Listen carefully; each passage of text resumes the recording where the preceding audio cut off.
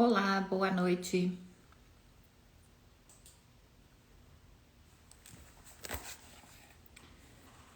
Olá, boa noite. Oi, Roberta. Ei, Tobias.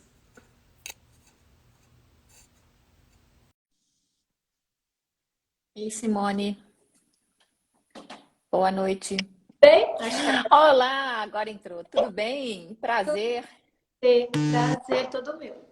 Então, tá bom. Tá me escutando direitinho? Tô te escutando bem, tá me escutando também? Também. Tô escutando, super bom, tá? Vamos dar só mais uns minutinhos aqui pro Claro, pessoal entrando pra gente começar a falar. Mas hoje eu tô tão animada que, olha, até trouxe aqui um e eu brinde. tô Red Bull que eu já tô tão cansada.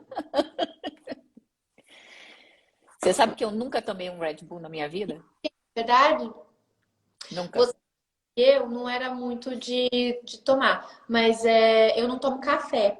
E depois que eu comecei a tomar o remédio lá, o que modula os hormônios, o tamoxifeno, acordo muito cansada. Então todo dia eu tomo Red Bull. Aí eu perguntei pra médica, tudo bem? Ela, tudo bem, vai, porque eu não gosto de café. Eu tomo pouquíssimo café também, mas eu de vez em quando, quando eu tomo alguma coisa que tem um pouco mais de cafeína, me dá tanta taquicardia que aí eu falo, Ah, Red Bull, não posso nem chegar na porta. melhor. É isso aí. Então, vamos conversar nosso papo. Já tem uma moçada aí entrando, vai acompanhar a gente. E hoje é um tema tão importante que a gente não pode perder muito tempo, não, né? Exatamente. Então, Roberta, super prazer ter você aqui com a gente. Eu acho que você tem uma história assim super legal para a gente contar e compartilhar aqui com todo mundo. Eu acho que essa história toda de câncer de mama, né, durante muito tempo foi um tabu. Eu acho que você congelou. Vou esperar aqui um pouquinho. Oi, tia Nena. A Roberta congelou um pouquinho, vou esperar aqui para ver.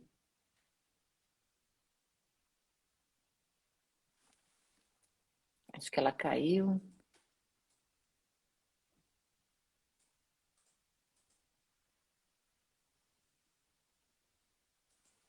A Roberta caiu, gente, então a gente vai esperar um pouquinho para ela juntar, entrar aqui de novo.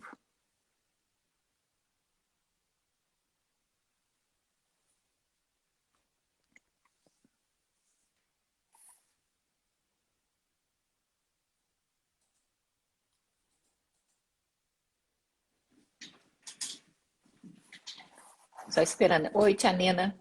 Ah, Roberta. Aí, pronto, voltou. O que foi? Mas vamos lá. Isso. Então, eu estava aqui falando, né, que a gente tem essa conversa toda de câncer de mama, que eu lembro que anos atrás era um tabu ainda enorme. E eu acho que ainda tem um pouco de tabu. Mas Sim, a verdade é que a coisa evoluiu muito e o valor, né, dessas campanhas que foram feitas de conscientização, de falar para a mulherada, né, fazer autoexame, se cuidar melhor, eu acho que isso fez uma diferença muito grande. Mas eu queria que você contasse um pouquinho da sua história, porque tem até muita coisa que passava na cabeça da gente assim, câncer de mama dá em mulher mais velha. Primeiro que você exata- não é, né?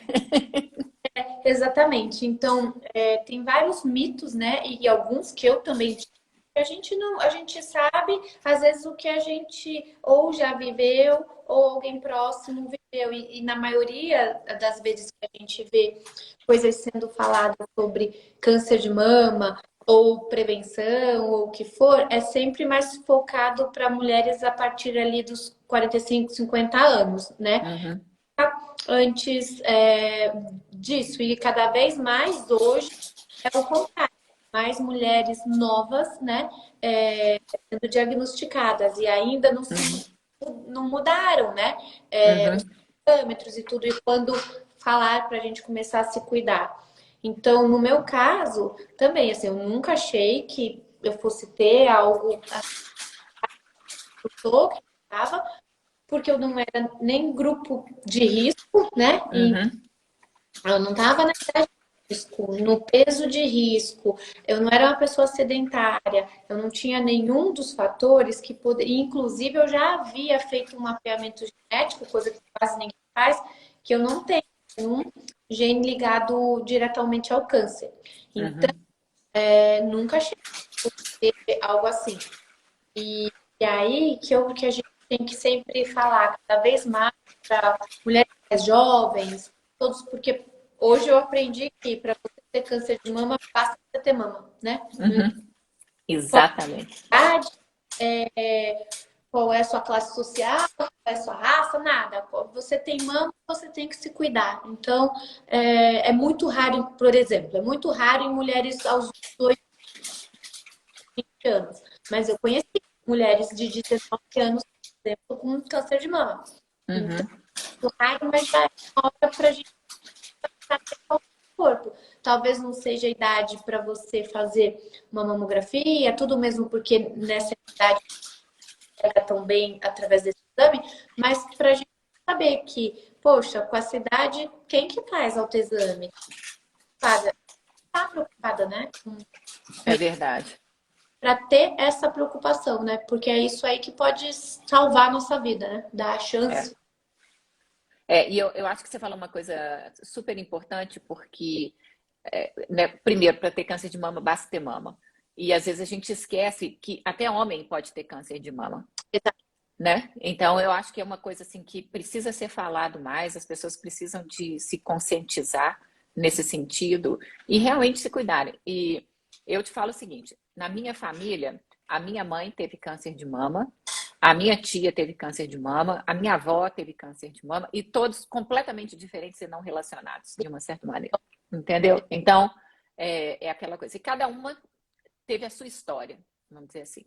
E hoje de manhã, eu estava conversando com a minha mãe, que ela falou: ah, você precisa contar uma parte da minha história durante a live.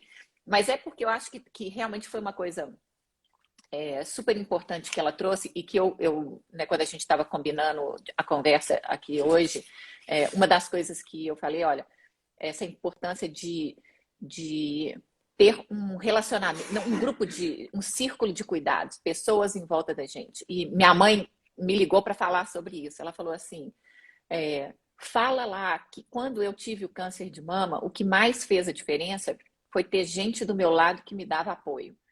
Porque Sim. tem essa variação, inclusive, emocional muito grande, né? O humor faz aqueles altos e baixos, aquela montanha russa, né, que acontece.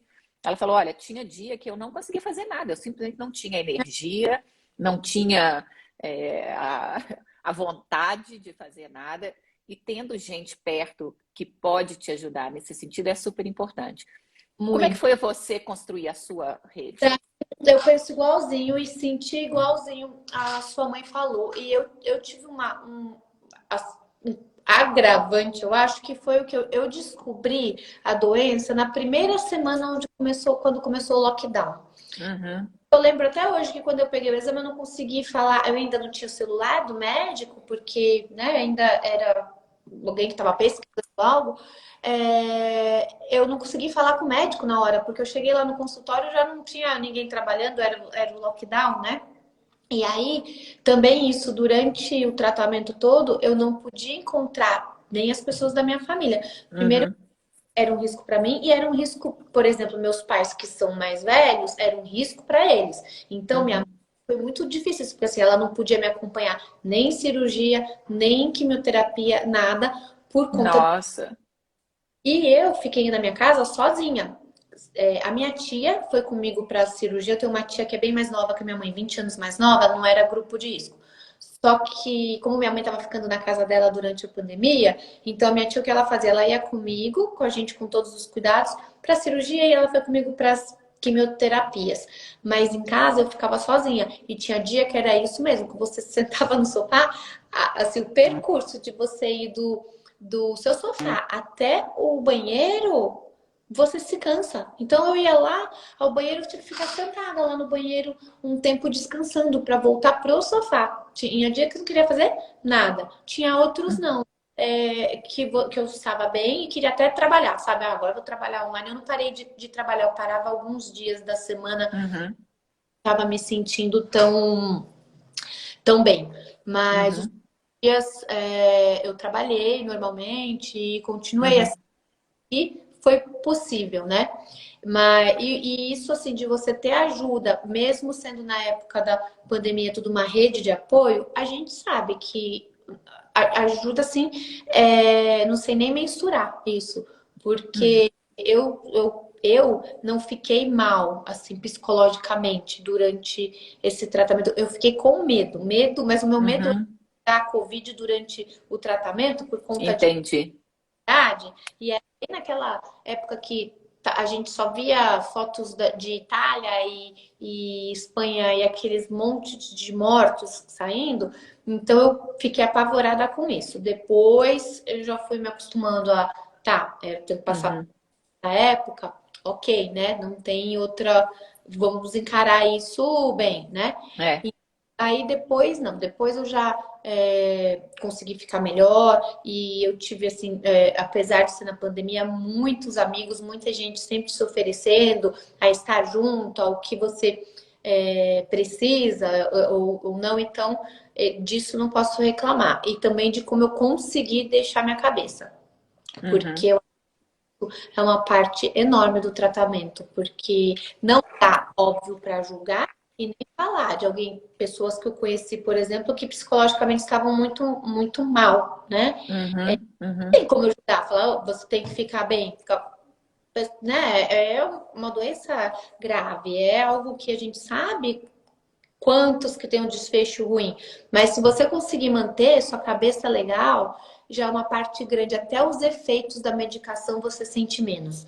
E eu sou prova disso, porque eu via mulheres tomando a mesma exata medicação na mesma quantidade que eu, mas elas estavam muito ansiosas, né, desesperadas, com muito medo de deixar filho, disso não dar certo, e elas tinham efeitos assim de não conseguir sair da cama, por exemplo, ou ter que ser internada, ou precisar de transfusão, outras coisas, e eu passei por isso assim melhor do que boa parte das pessoas, graças a Deus. Olha, você falou uma coisa que minha mãe repetiu também a mesma coisa. Ela falou assim: é, a gente tendo um círculo, né, de cuidado, várias pessoas em volta da gente, a gente precisa também falar da dor, Hum, falar como está se sentindo, porque enquanto a gente fala sobre alegria e a alegria aumenta, se a gente fala da dor, a dor diminui quando a sim. gente consegue compartilhar, né? Então eu achei isso super interessante.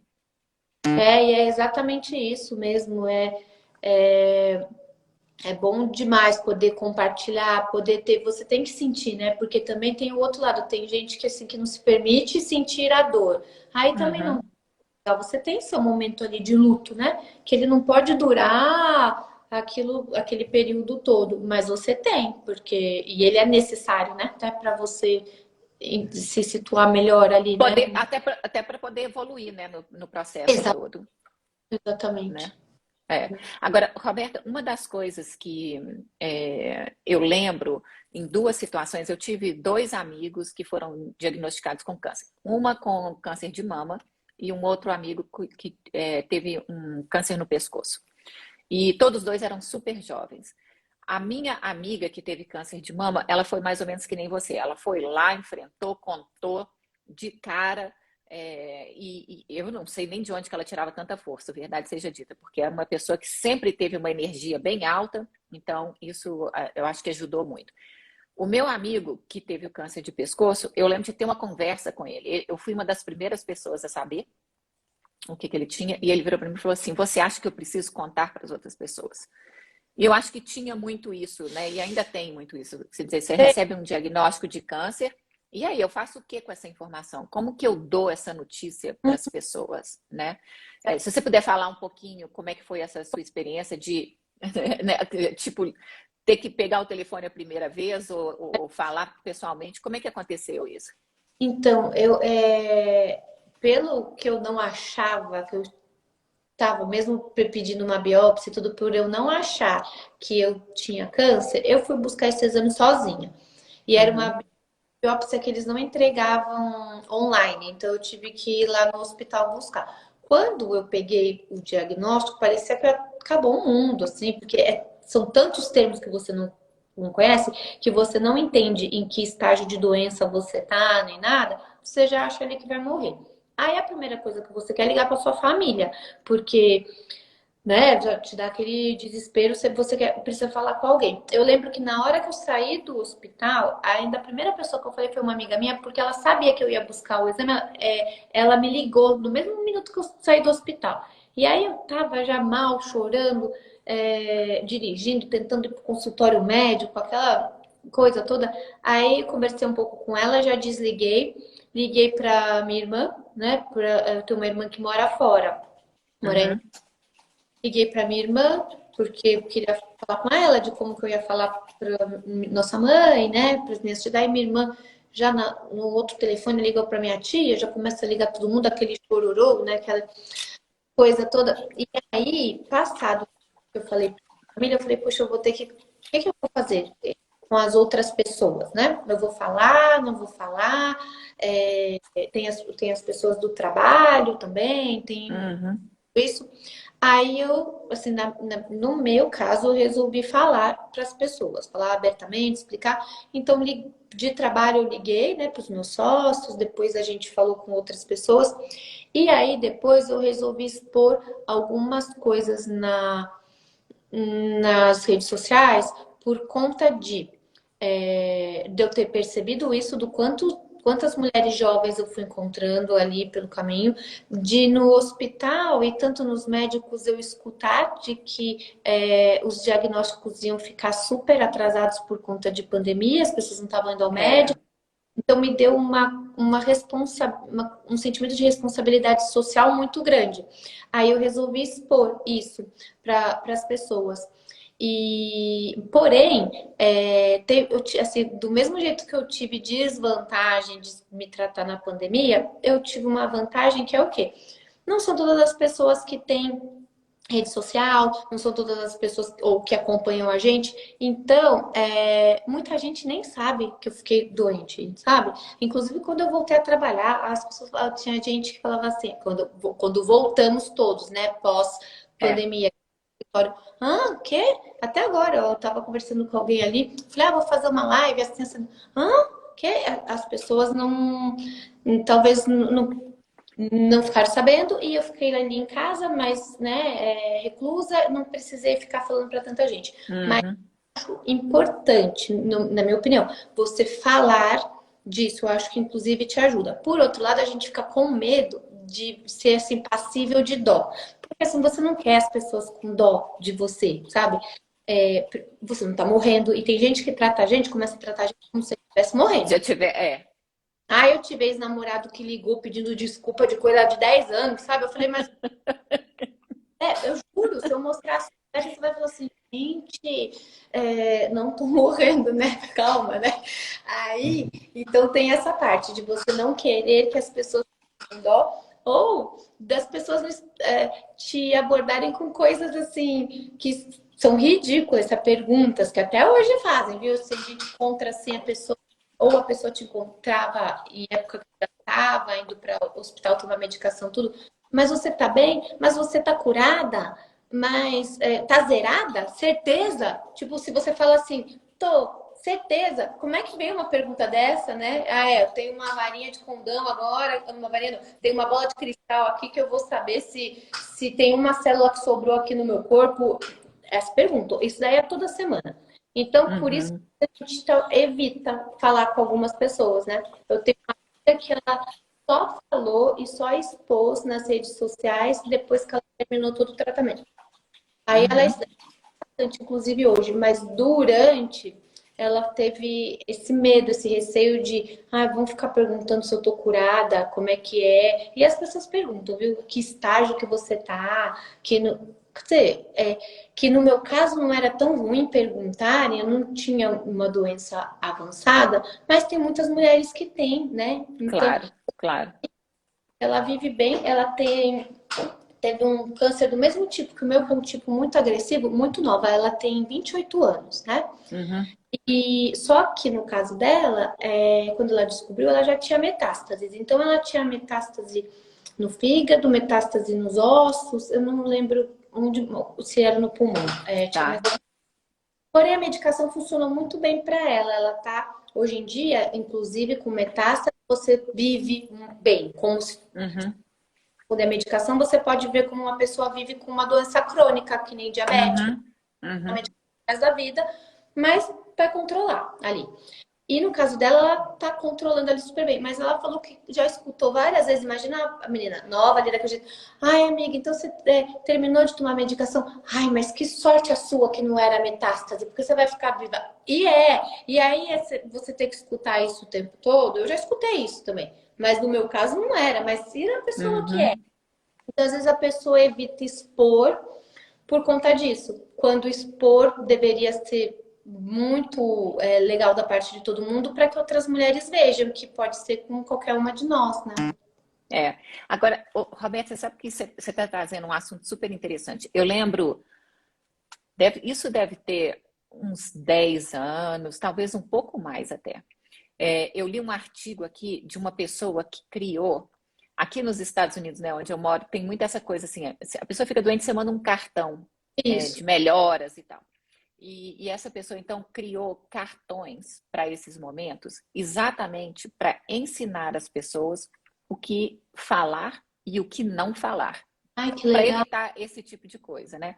Então, é assim, aquela história que eu acho que é muito comum, não adianta, faz parte, né, do ser humano, isso assim.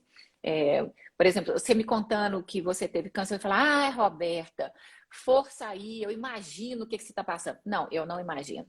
Eu não imagino porque eu não tive câncer de mama. Eu conheci pessoas que já tiveram câncer de mama, conheço pessoas que tiveram câncer de mama, mas eu não passei por isso. Então eu não posso virar para você, imagina o que você está passando. Não imagina. Então, essa mulher, ela estudou exatamente as coisas que podiam ajudar melhor, seja o processo que for, né? E eu achei lindo. A coisa fala assim, eu morro de vontade de conversar com a pessoa que teve essa ideia, até para poder entender um pouco, porque, obviamente, que eu provavelmente já falei umas bobagens dessa, por mais que eu seja treinada, passei mais de 20 anos, mais de 25 anos trabalhando com saúde, indústria farmacêutica, interagindo com pacientes, tem hora que a gente não sabe o que fala, e fala às vezes sem querer, né? Isso, E eu acho que o que você está fazendo, se dispor a falar mais sobre a sua experiência, compartilhar essas informações, é o que faz a diferença. Para mim, o conhecimento é o que pode mudar o mundo, né? Eu também. E eu vejo assim que até nós temos muita sorte de a gente, além de ter acesso à informação onde quisermos, tudo, a gente tem acesso a médicos, a gente tem acesso a muito mais explicações do que a maioria da população tem. Então, isso a gente pode ajudar as pessoas, porque às vezes até não é nem só quem poderia passar por isso, às vezes é quem já está passando. Então, eu tive muita mensagem de mulheres que estão passando por isso, que viram algo que eu postei e que falaram, poxa, olha, as suas informações me ajudaram, olha que legal, você vê isso de outro jeito. Então, às vezes eu tenho um grupo lá que eu ainda tô, o único que eu não saí ainda, que é um grupo bem bacana, que às vezes tem alguma mulher lá que tá desesperada, com isso, aí escreve alguma besteira lá. Eu tô vendo aqui que o tempo de vida média de alguém nesse estágio tal é só esse, porque ela tá desesperada. E aí, às vezes, outra que já não tá, eu consigo ir lá e postar algo que mostra que não é bem assim. Olha essas mulheres aqui vivendo, né? Olha outra. A gente consegue ajudar essas. E eu recebi, só no mês que eu comecei a postar, eu tive 4 amigas minhas, pessoais, que há mais de 3 anos não faziam exames ginecológicos ou tudo, e que foram fazer os exames e me escreveram, sabe? Olha, nossa, eu não tô trabalhando tanto, não, há 3 anos não passo com ginecologista, sabe? Então, enquanto eu puder, sabe, ajudar, lembrar, dar um lembrete, ajudar outras a terem acesso também. Por exemplo, tem a pessoa que trabalha para mim, que não tem acesso igual a gente tem, não tem o plano de saúde, tudo. Aí tava me falando outro dia, mas vai marcar uma mamografia na rede pública, não consegue. Aí eu fiquei pensando que me deu, né? Porque realmente, e aí aqui no Brasil, se a gente for ver, as que têm diagnóstico pelo SUS são bem mais tarde, né? Já um negócio mais avançado pela demora, né? De você algo. Mas aí você vê, às vezes, tem empresas fazendo campanha. Esse mês aí eu vi o Laboratório Femme dando mamografia para as mulheres que não têm acesso. Aí, assim, a gente pode informar isso também. Passei um link para ela, para outra. Exatamente. Legal, você pode ir lá marcar sua mamografia de graça sem demora. Porque as pessoas às vezes não sabem. Então eu me sinto no dever de poder, o máximo que eu conseguir fazer de informação, de ajuda, de poder mostrar exemplo, né, para outras pessoas, eu acho que tem que fazer. Então eu vejo projetos lindos que tem, que precisam até de apoio ou de mais divulgação. E às vezes a gente não tá lá pensando, poxa, e vindo da gente, você poder espalhar isso para outras. Essa semana eu vi um projeto lindo, uma amiga minha que mandou, que tem lá em Americana, mas grande, grande. Uhum. Aí eles conseguem apoio, levam o caminhão de mamografia para os lugares. E aí você fala, puxa, a gente tem que dar visibilidade, né, para esses trabalhos, Com certeza. tem que falar das nossas empresas, porque, por exemplo, chega agora no Outubro Rosa, aí todas as empresas, todas as marcas botam lá o símbolo, falam, que é importante. Mas, poxa, será que a gente está agindo, fazendo algo? Será que suas É, áreas têm um dia do ano para sair para fazer exame sem você descontar delas? cortar o ponto, né? É, exatamente. Às vezes você Isso. pega uma pessoa que já ganha menos. Aí, se ela for depender do SUS, aí ela vai conseguir lá para marcar, mas ela não vai conseguir no horário que ela quer, que é fora do horário dela de serviço, ou no final de semana. Vai ter que ser quando tiver. Aí, às vezes, deixa de fazer porque não pode perder um dia de trabalho. Então, a gente está incentivando, está fazendo isso, falando, olha, uma vez por ano, né? Ou ajudando a ter acesso. Então, eu acho que são conversas que a gente tem que começar a ter e não ficar lá, né, só no lacinho rosa, que é importante, mas que precisa mais, né? Precisa chegar na parte prática da coisa, né? E eu acho que pode ficar aqui, inclusive, um recado para quem estiver assistindo a gente. Se você souber de alguma iniciativa legal desse tipo, compartilha com a gente, porque eu tenho certeza que a gente vai ter. Primeiro, nós vamos ter o maior prazer de compartilhar isso com mais gente, e eu tenho certeza que a Roberta também vai fazer a mesma coisa. Então, quem estiver assistindo, manda notícia para a gente quando souber de alguma coisa, porque notícia boa a gente tem mais é que compartilhar. E eu acho que isso é importante. E você falou, né, dessas clínicas móveis. Quando eu estava conversando com a minha mãe hoje de manhã, ela falou para mim, inclusive, isso, né, falando que o SUS hoje tem as máquinas para fazer a mamografia, né, tem o mamógrafo. E eu ainda brinquei com ela, falei assim, o problema é que não tem o SUS em todo lugar. Né? Uhum. Então, essa questão que você falou de ter essas unidades móveis, por exemplo, eu conheci a Iseli, a iniciativa, a empresa que ela tem faz isso, né? Ela tem clínicas que foram construídas dentro de caminhões ou vans e tal, e eles vão em vários lugares no Brasil, principalmente em áreas mais remotas e tal, exatamente para fazer essas campanhas. E recentemente ela falou para mim que o nome da empresa dela é a Flexi Medical. Ela falou para mim que eles tinham feito uma campanha super bonita, exatamente para poder ir em áreas mais remotas, oferecendo mamografia para as mulheres que não tinham condição de ir ao SUS ou não estavam tão longe do posto mais próximo que não dava para ir. E aí eu fiquei pensando nisso que você falou dos empregadores. Falei assim, sonho devia ser assim, né? Todas as empresas deveriam dar um dia no ano, pelo menos, para as mulheres poderem fazer os seus exames e para os homens também, porque tem um monte de exame de homem que deveria ser feito que eles não fazem também. Mas eu acho que essa questão de câncer de mama, câncer ginecológico, merece um cuidado e uma atenção de todo mundo e uma ajuda, né, de quem puder contribuir nesse sentido para diminuir os números.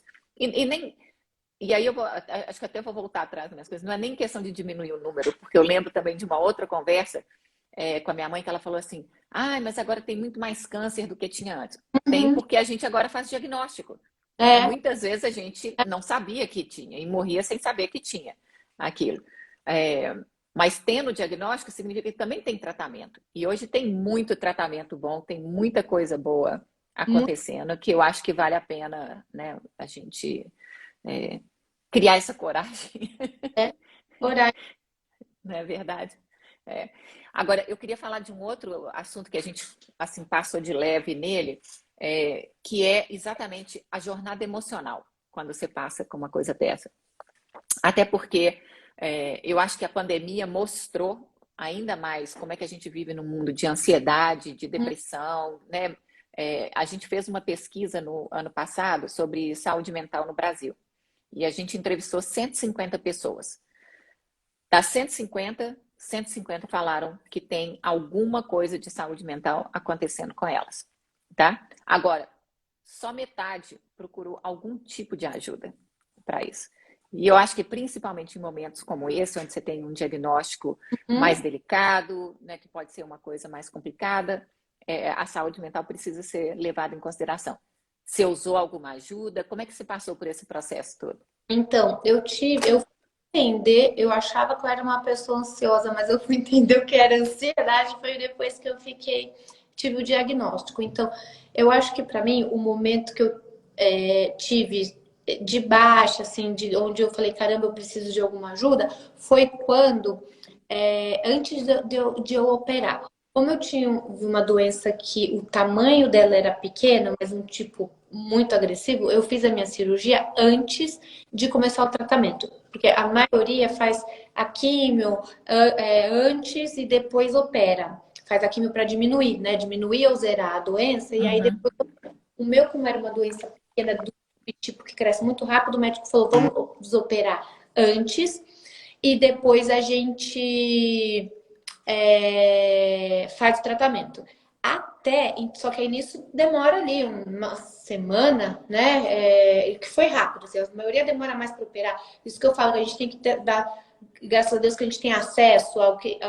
O meu foi muito rápido. Então, naquela semana antes de eu operar, eu não dormia, porque eu achava que tinha um negócio crescendo dentro de mim que tava me matando, sabe? Então aí eu vi que falei, meu Deus, não vou poder ficar desse jeito, não. Depois que eu operei, me deu uma conversa, parecia assim, que arrancou aquilo ali de dentro de mim. Porém, eu estava me tratando num hospital muito bom, né, dos melhores aqui que tem em São Paulo. Então, eu tinha consulta toda semana antes de fazer a quimioterapia, ou durante que eu estava lá no quarto fazendo a quimioterapia, vinha a psicóloga pra gente Ah, legal. Uhum. e tudo mais. E sempre fazia uma avaliação de como você tinha passado aquela semana, né? Botavam lá as notas para a gente dar, de acordo com o que você estava sentindo. Então, mas sim, desde que eu comecei ali, eu já não tive mais esses sentimentos, eu estava bem. Eu tive isso antes da cirurgia. Depois parece que para mim, minha cabeça assim ficou no tá, já arranquei isso dentro de mim, agora Uhum. fazer para isso não voltar. Mas eu tinha esse apoio, sim, psicológico, então eu tinha consulta toda semana com a psicóloga do hospital.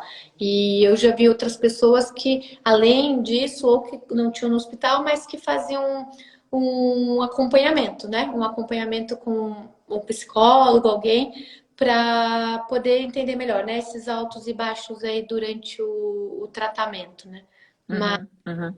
eu acho que isso é essencial, porque você acha que você sabe lidar, né, com as emoções, com tudo, ou que você tá, nossa, eu tô o tempo todo bem. Peraí, não é, né? É. Tem dia que você quer sentar lá no seu sofá e chorar, tem dia que você não quer que os outros tenham dó de você, mas você tá com dó de você, sabe? Você senta lá e aquela medicação, né, mexe em tudo, aí você se olha no espelho, tá com a cara inchada, cheia de espinha, manchada, que é o de menos, mas assim, mas tá, ainda Claro, mexe com a gente, cabelo mexe com a gente. na maioria, né, das mulheres, e você tá com o corpo inchado e ressecado, e isso, aquilo. E aí, você tem que trabalhar isso, né? E aí, às vezes, você começa a se sentir mal por sentir aquilo, sabe? Não, mas eu tô viva, eu não tenho que sentir mal. Os outros falam, ai, mas cabelo cresce. Cresce, mas eu lá queria ficar careca, a pessoa, né, pensa. Eu lá queria alguma coisa, a gente sabe que é o de menos. Inclusive, fui lá, fiz cirurgia. Eu tirei, né, os dois peitos, aí já fiz a reconstrução na mesma cirurgia. Aí a pessoa fala, mas você ganhou uma turbinada. Ela queria essa turbinada, queria passar É, Imagina. Vai ficar mal, às vezes, com aquilo, porém, óbvio que se a pessoa, se o médico falasse, olha, nunca mais na vida você vai poder ter peito, você vai falar, tudo bem, vou ficar viva. Mas em não sendo a questão, me deixa sofrer um pouquinho aqui por isso, né? Então esse acompanhamento psicológico é importante para isso, para a gente poder entender que o sofrimento faz parte, que a gente vai sim ter horas que a gente mesmo tem dó da gente, mas que com ajuda, com acompanhamento e com tudo que vai sendo, passa, né? Uhum. Ó, eu acho que você tocou num ponto super importante, que é essa questão de se sentir mutilada, né? Porque isso é uma palavra que a gente escuta muito. E eu lembro de ter visto e ter lido muito sobre isso. Eu, de novo, não sei o que é passar por isso, mas tudo que eu vi e li, primeiro que eu acho que tem essa questão psicológica, de uma certa maneira, de que a mulher se identifica como mulher muito também por ter os seios. Né? Uhum. Então, na hora que vem aquela mensagem, tem que tirar, bom, e aí eu vou deixar de ser mulher? Como assim que isso vai acontecer? Né? E eu acho que tem, primeiro, um progresso enorme com essa coisa de reconstrução durante a cirurgia. Você faz a reconstrução da mama durante a sua cirurgia, é uma coisa, assim, que eu lembro de muita luta que foi para conseguir fazer esse tipo de cirurgia, né, de reconstrução. Tinha muita gente que ficava anos Uhum. pelejando para poder fazer isso. E eu lembro de ter visto uma vez um trabalho maravilhoso de uma mulher, se não me engano, no Canadá, mas depois eu vi em outros lugares, mulheres que são tatuadoras e que É, passaram a oferecer esses serviços, inclusive gratuitos, ai, para ajudar a reconstrução, né? Da mama, do mamilo, fazer a mulher se sentir mais bonita, esconder a cicatriz, aquilo tudo. O que a gente pode ajudar nesse processo? Porque assim, não adianta a gente falar sem ter passado por isso, mas como é que as pessoas podem ajudar nesse processo? eu acho até difícil de falar, porque, primeiro porque cada mulher vai sentir isso de um jeito, né? Mas o Uhum, que eu vejo, assim, pela maioria das que eu converso, que passaram por essa cirurgia e que as pessoas falam, é óbvio que quando alguém tá te falando, poxa, você precisou tirar o peito, mas ganhou uma turbinada, tudo. Às vezes a pessoa tá falando, a gente sabe que ela não tá falando uhum, aquilo mal. uhum, Te deixar, acho que um pouquinho pra cima por conta do que você passou, sabe? Às vezes, é óbvio que ela não entende que aquilo pode ser, tá, eu queria lá passar por isso daí, né? Você não queria, né? Então, às vezes, é das pessoas conhecerem um pouco, saberem um pouco mais o que os outros pensam, entenderem, né, que cada pessoa é diferente. Você não quer escutar, às vezes, aquilo, né, de que tanto de cabelo que cresce, quanto de, ai, ganhou uma turbinada, né? Vai fazer uma cirurgia que demora lá 10 horas, que você sai da cirurgia, que você não sabe, porque é uma cirurgia complicada, você não sabe se vai sair de peito, sem peito, com expansor, com mamilo, sem mamilo, você não sabe direito. Sabe, tem uma, acho que no seu caso vai ser assim. Então você já passou por tudo isso, depois a recuperação não é fácil. uhum. Ficar lá, você não pode mexer uma semana que você não pode mexer nada. Ou seja, precisa de ajuda para qualquer coisa. E a gente está acostumado a fazer tudo sozinho, né? Claro.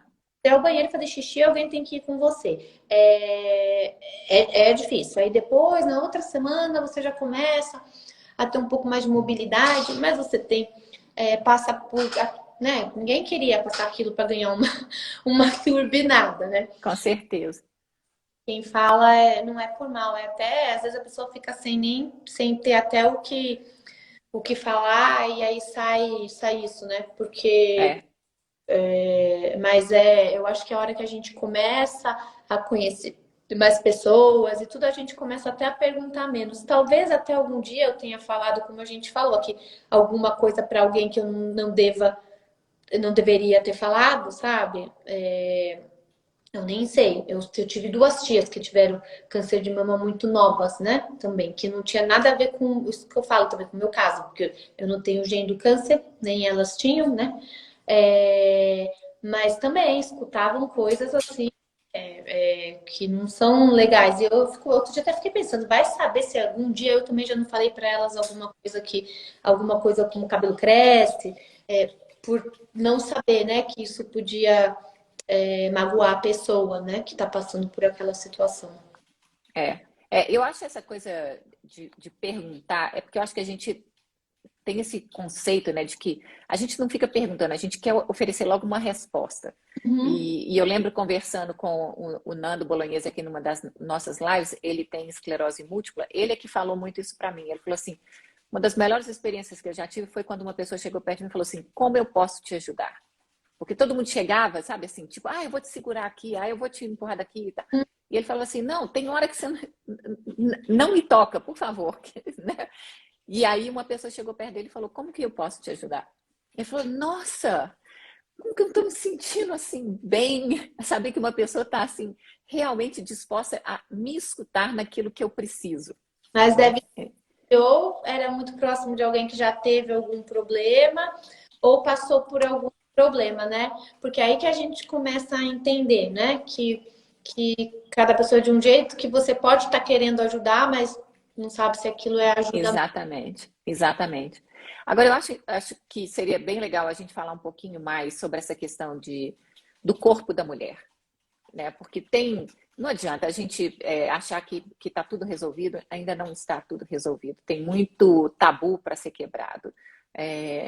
E eu lembro de ter visto, eu acho que foi elas fizeram as fotos e a exposição eu vi no Instagram, com certeza. Exatamente de mulheres que tinham passado por câncer de mama, e essa fotógrafa fez um trabalho absolutamente maravilhoso, sabe?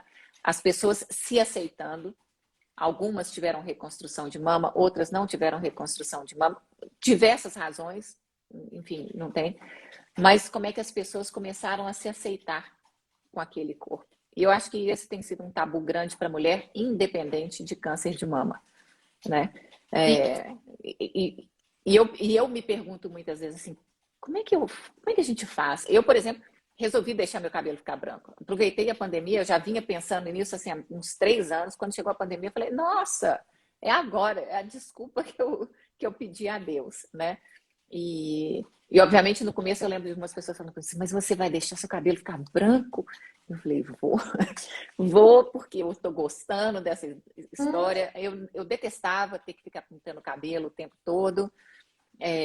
E eu gosto da cor natural do meu cabelo, que eu não conseguia, tipo, voltar para ela. Né? Uma vez que você começa a pintar, eu acho que você nunca mais lembra exatamente como é que a coisa era. Então, esse processo de passar por uma mudança grande dessa, ou até mesmo um processo de se aceitar melhor, o que você acha? Como é que nós, mulheres, e os nossos parceiros e parceiras podem, na verdade, apoiar essa coisa, da gente se sentir bem com a gente mesma, né? De reforçar essa coisa. Eu acho que a gente, né, apesar do mundo já ter evoluído bastante, bastante coisa, nós mulheres ainda somos muito cobradas, né, nessa parte externa. Uhum. Tanto que a gente vê, por exemplo, um homem com ruga é lindo, um homem grisalho é lindo. A mulher, né, se você tem um pé, é velha, é mal cuidada, sei lá o quê, né? O homem tá lá com a barrigudo, tá lá na praia, falando mal da mulher que tá da mesma maneira que ele tá, né? Então, essas coisas a gente ainda tem bastante. E eu acho e eu já percebi isso, que eu vejo que quando a gente passa, por exemplo, por uma doença onde seu corpo existem mudanças, tanto, mesmo não precisa ser nem o peito, que um monte já não precisa nem mexer, tirar tudo o peito, mas você vai.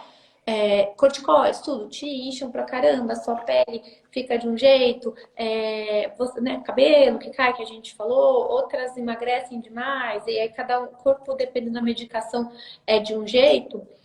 Ou as medicações pós, que também elas têm um efeito no seu corpo, na sua pele, né? Uhum. Parar de seu corpo parar, ou você parar de produzir o estrogênio, ou tomar um modulador para não enxergar o seu estrogênio, você vai sentir mudanças no seu corpo. Então, e no começo eu vejo bastante gente, né, fica desesperada. Eu, inclusive, falo de mim, porque eu fiquei na hora, pelo amor de Deus, agora eu engordando com esse remédio, vou parar de comer. Olha que coisa doida, né? Porque você tá lá no meio do tratamento, como é que você vai parar de comer, né? Verdade. Que eu quero emagrecer. Mas quero emagrecer por quê? Porque a gente fica com essa preocupação além de com a sociedade, às vezes até com quem tá junto da gente, né? Porque você fala, ai, agora eu tô aqui toda feia, vai gostar de outro. São umas coisas muito loucas, né? Eu não posso reclamar, não, que eu tive um apoio muito grande, inclusive nessa parte, assim, do Uhum. nossa, tá lindo, tá maravilhoso, tá tudo perfeito, não tá, né?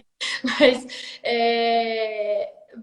pra gente tava, então de ficar tudo bem, mas eu já vi bastante gente falar que, por exemplo, já tá passando por isso, já não tá se sentindo tão bem, e o marido ou o parceiro, o namorado, que for, não nem toca mais nela, não conversa. Às vezes, imagina, para essa pessoa ainda vai se sentir como, né? Aí Exatamente. você é cobrada de todas as formas, de uma forma que, quando é o homem que passa por isso, imagina que a mulher vai se importar com um negócio desse, a gente já não enxerga dessa maneira, né? É Então, acho que verdade. tem que mudar bastante isso, né? E mudar na gente também, no caramba, tá tudo ótimo, tô passando por isso, agora meu corpo não é mais desse jeito, é de outro, e tá tudo bem, né? E Uhum. ok, né? É. Eu acho essa coisa fantástica, porque eu lembro no começo da pandemia, né? É, todo mundo ficando em casa, e aí tinha aquela conversa de, no Zoom eu coloco só uma blusa bonita e passo uma maquiagem. Mas tudo para, né, para baixo tá de pijama, tá de short, tá não sei o quê. E eu comecei a ver muita mulher falando da pressão que elas se sentiam de ter que se aparecer nas reuniões virtuais arrumadas, bonitas, enquanto o homem estava lá sem barba feita, sem um terno nem nada. Sempre teve essa tensão, né, e essa cobrança muito grande em cima das mulheres. Eu quero acreditar que a pandemia, sabe, meio que tipo assim, começou a dar um alerta pra gente, olha, tem coisa que precisa mudar, a gente precisa de ter uma postura diferente com relação à vida, né, ao que a gente valoriza. E você tinha falado que 4 amigas suas fizeram um exame depois que ficaram sabendo que você tinha passado pelo câncer. Aqui na Xingu a gente sempre fala, né, isso, que a parte mais difícil de falar de saúde é que a gente lembra da saúde quando a gente fica doente. A gente Exatamente. não lembra da prevenção, né? A gente investe muito pouco. E essa semana eu tive uma conversa que eu falei assim, gente, mas essa conversa é muito maluca, porque a gente estava conversando exatamente sobre essa questão de saúde, quanto que as pessoas pagam pela saúde e assim por Uhum. diante. E a pessoa fez uma comparação interessantíssima. Falou assim, por exemplo, você gasta R$ 30 com a Netflix. Mas R$ 30 com a Netflix vale R$ 30. Você paga R$ 30 por mês, você vai assistir Netflix. Mas você vai gastar R$ 30 por mês pagando pela sua saúde? Aí eu falei, ué, claro. Foi assim tão óbvio para mim. E a pessoa falou assim, não, talvez não valha a pena você ficar gastando R$ 30 por mês para poder melhorar a sua saúde. Eu falei, gente, onde que a gente está parando como humanidade? Depois de passar por uma pandemia dessa, você ainda achar que não precisa de cuidar da saúde, né? Eu acho uma coisa muito maluca essa questão toda, né? Vem com a gente isso, né? Desde que a gente nasceu, essa coisa do cuidar da saúde. Só vem assim, quantas pessoas que a gente conhece que não vai num médico ou num hospital de jeito nenhum, precisa estar morrendo para ir até o médico, né? Quando devia, É, é o contrário, não vai viver no médico, mas de vez em quando, se você claro. os exames, né, acompanhar tudo, caramba, você vai precisar cada vez menos de ir a um hospital ou o que for, e vai, a sua longevidade ali agradece, né? Não, e eu acho que a questão é que a saúde é muito mais do que ficar doente, né? A saúde é a sua alimentação, a saúde é o seu exercício, a saúde é a saúde mental, né? Tá cercado de gente que se preocupa com você e que você também se preocupa com eles. Tem um balanço muito mais importante nessa questão de saúde do que simplesmente eu vou lá para não ficar doente. Não, eu vou Uhum. lá para ficar bem, né, de tudo que acontece na vida da gente. É, Mas eu fiquei impressionada assim, na hora que a pessoa falou, não, Netflix vale, mas a saúde, não sei se vale. Eu falei, ué, o né? mundo da gente está todo de perna para o ar mesmo, né? Tá. Exatamente. Agora, já que a gente está falando dessa coisa toda de saúde, acho que até porque daqui a pouco a gente vai terminar aqui a live, eu queria pensar, te perguntar uma coisa. Quando é, a gente vem escutando muito falar assim do empoderamento do paciente, né? E eu acho que você é uma pessoa, é um desses pacientes, vamos dizer, você é uma paciente que encontrou sua voz, que soube fazer as perguntas, a gente falou um pouquinho sobre isso, né? De fazer as perguntas para os médicos, não se contentar necessariamente com uma resposta, ah, não, porque é assim. Ué, não, mas é assim por quê? Né? Eu passei recentemente por uma experiência dessa, onde eu estava conversando com o meu médico, ele falou, ah, então, e aí daí seu braço vai ficar assim, assim, assado, porque eu tô com o ombro congelado de novo. Ele falou, ah, você vai ficar com o ombro assim, assim. Eu falei, não vou não. Eu quero voltar a usar meu ombro do jeito que eu sempre usei, eu quero ser capaz de voltar para a piscina e nadar do jeito que eu quiser, e não nadar que nem cachorrinho, nada contra o cachorrinho, mas eu sempre nadei, então eu quero voltar a nadar de novo. E aí, você tem alguma dica, assim, para as pessoas que ficam. Porque tem aquela coisa, né? Ah, mas meu médico sempre foi meu médico sabe tudo. E os médicos, eu já escutei muito dos médicos também falando assim: gente, fala para mim o que eu não sei, ou me pergunta, né? Me faz pensar diferente. Você tem aí alguma dica para poder fazer isso, para ajudar esse empoderamento do paciente? Eu acho super importante, porque é óbvio que a gente tem que confiar e escolher um médico e procurar alguém que a gente vai aceitar o que ele tá falando, confiar. Só que não é aquela coisa, ah, ele me falou, tá falado e eu não entendo e não sei o que é, né? Eu acho que ainda mais quando você passa por uma coisa assim, você tem que conhecer muito bem pelo que você tá passando, até para você entender as decisões que vão ser tomadas pelo médico ou não, até para a gente poder questionar o porquê de uma medicação e não outra, ou porque não me pede um tal exame, ou porque a gente está indo para esse lado. Então, eu acho que a hora que você começa a também tomar as rédeas é um conjunto, né? Você precisa dele e ele de você, porque até porque o médico acho que ele até prefere, né, um paciente assim que vai Exatamente. e trazer coisas novas e querer entender. Eu tive muita sorte, eu tive um médico que tem um canal enorme, inclusive no YouTube. Ele não é mais meu oncologista hoje, porque ele não atende mais clinicamente. Mas Uhum. foi ótimo no começo, porque assim, cada consulta era uma aula. Porque eu também vinha com coisas, sabe? E olha, poxa, nos Estados Unidos tem uma medicação assim, por que que aqui não tem? Eu não consigo trazer isso, eu não consigo. Uhum. Então, como que é ser? Aí ele te explica se vale ou não a pena, se você deveria ir atrás ou não daquilo. Ah, fica sossegada, porque senão você não fica, né? Fique sossegada, É, precisa. Mas puxa vida, não tá me pedindo exame, tá? Calma, é assim, né? Ou a partir daqui para onde vamos? Ou, né? Então eu acho isso muito importante. E eu gosto muito, porque eu tive muita sorte, que os meus médicos todos são pessoas onde a gente tem essa troca muito grande o conhecimento deles versus o que eu consigo agregar naquilo e onde a gente pode decidir juntos e onde não. Não tem, aqui você não tem que decidir, você tem que seguir o que eu tô falando, né? Quer viver, vai. é, Então, exatamente. bom, É. Eu acho essa questão toda de compartilhar essa experiência, assim, trabalhando com doenças raras, que foi onde eu passei a maior parte da minha carreira, a gente via muito isso, né? Às vezes, o paciente é quem educava o médico, porque, obviamente, porque, primeiro, é uma doença rara, e muita doença rara, sim, muito médico nem nunca vai ver na vida clínica deles, não viu na faculdade, viu aquela rodinha né, aquele rodapé do livro falando daquela doença, e os pacientes, enquanto isso, estavam lá, né, procurando no Google, falando com outras pessoas, tentando achar aquela informação e compartilhavam.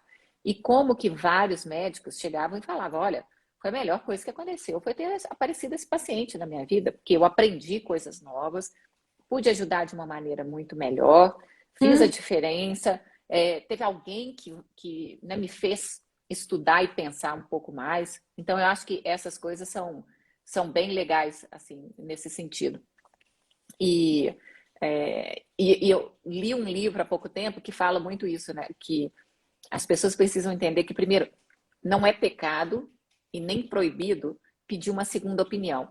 Exatamente. Né? Essa questão de pedir uma segunda...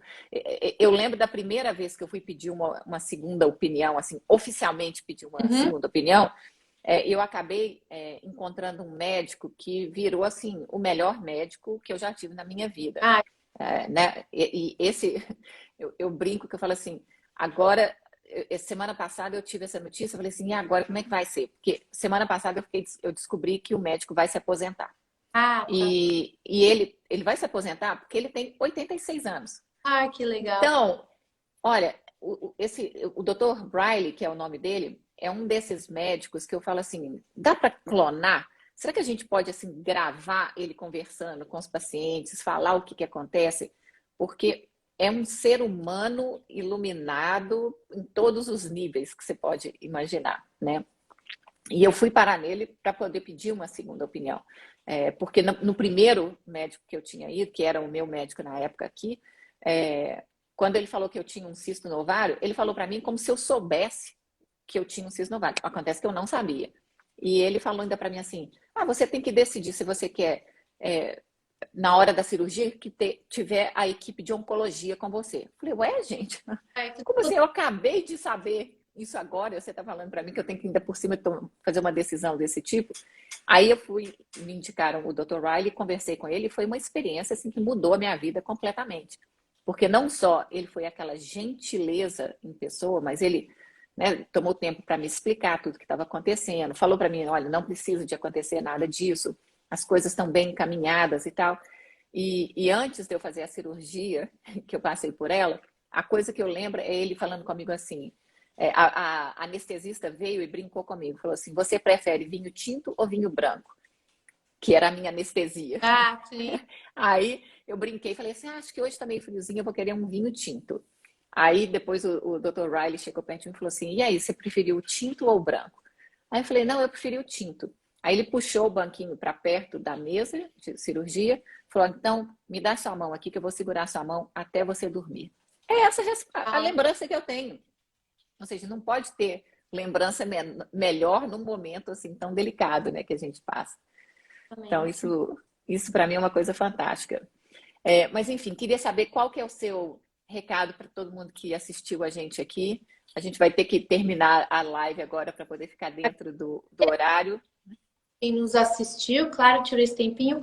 E para não esquecer, para assim, todo mundo, inclusive a gente mesmo, que fala sobre o assunto, para nós não nos esquecermos nunca, né? De cuidar da nossa saúde, a gente fala assim, a gente está falando agora de saúde da mulher, de câncer de mama, não custa nada, assim, aos 5 minutos no chuveiro você faz um autoexame uma vez por mês, por exemplo. Quer dizer, o quanto que é de tirar de tempo? Você já está ali tomando banho, né? A gente não está falando Exatamente. 5 minutos de algo que você vai deixar de fazer. Não, você já está lá tomando banho, então você pode fazer um autoexame, não importa a sua idade, se você é grupo de risco ou não, porque isso é um carinho e um cuidado, é um amor que você tem, autocuidado. E avisar, e a gente tá, inclusive os homens, avisarem, todo homem também tem uma mulher na vida dele, né? Seja a mãe, a filha, as amigas, namorada, a mulher, da gente ficar atento e avisar as mulheres da importância que é a gente cuidar dessa parte. É verdade. Eu achei super legal isso, até porque eu lembro de uma história onde a mulher foi diagnosticada pelo marido. Várias. Né? Então, eu acho que exatamente, se cuidem, né? Vamos fazer o exame de toque, eu faço mamografia todo ano. Obviamente, eu me considero uma pessoa privilegiada por ter acesso à saúde que eu tenho hoje, mas eu acho que a gente puder fazer isso, e de novo, sabe de uma campanha legal, fala pra gente, vamos divulgar, vamos fazer compartilhar notícia boa para poder dar um mundo melhor para mais mulheres, né? Tá bom? Olha, muitíssimo obrigada. Foi um grande prazer falar com você. Espero que as pessoas tenham gostado também. A gravação vai ficar disponível logo e vamos falar mais sobre câncer de mama e saúde, porque é isso que importa, né? Sim. Obrigada. Boa noite. Obrigada. Boa noite. Tchau, tchau. Tchau.